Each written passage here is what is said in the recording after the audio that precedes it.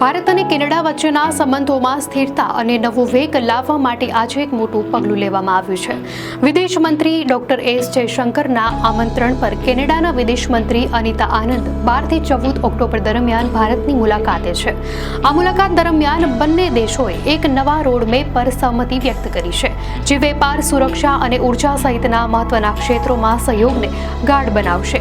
વડાપ્રધાન નરેન્દ્ર મોદીએ પણ આજે કેનેડાના વિદેશ મંત્રી અનિતા આનંદ સાથે મુલાકાત કરી હતી. G7 સમિટમાં બંને દેશના વડાપ્રધાનોની માર્ગદર્શિકાના અનુસંધાનમાં વિદેશ મંત્રીઓએ સંબંધોને ફરીથી પાટા પર લાવવા અને નવો રોડમેપ તૈયાર કરવા પર સહમતિ દર્શાવી છે.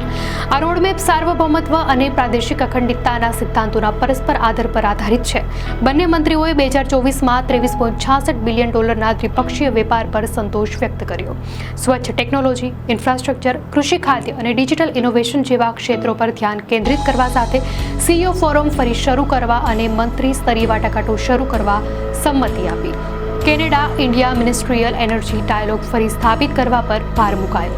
તો ગ્રીન હાઇડ્રોજન, CCUS અને ઇલેક્ટ્રિક મોબિલિટી જેવી સ્વચ્છ ઉર્જા સહયોગને પ્રોત્સાહન અપાશે.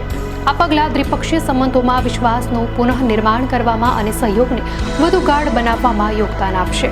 દર્શક મિત્રો, દુનિયાની આવી જ શ્રેષ્ઠ ખબરો માટે ધ લોકસત્તા ચેનલને સબસ્ક્રાઇબ કરો.